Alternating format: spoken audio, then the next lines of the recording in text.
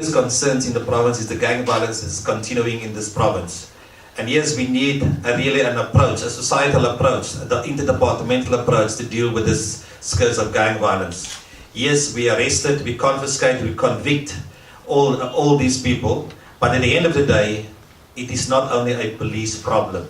It can never be a police problem. It is a societal problem, and the fact that children and more children, young children as young as 9 and 11 years old have been used to courier drugs around for these gangsters, to carry the guns for these gangsters, that is really a concern for us. And we really need to request communities to come forward to assist us. The more guns, firearms that we can confiscate, the more drugs we can confiscate, the better for all of us in society.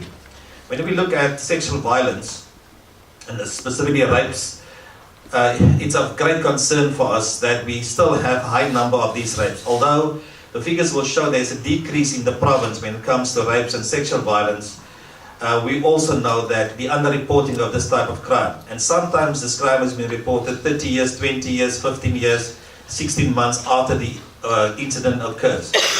And we want to say firstly thank you to all NGOs and community-based organizations that are really assisting us in the awareness of this campaign, or the awareness of sexual violence that must be reported. But we really can do much more. Our FCS units are functional, and it's one of the best performing FCS units in the country when it comes to finalizing cases and taking people to court. The amount of successes, the life sentences, it's enormous when we look at that.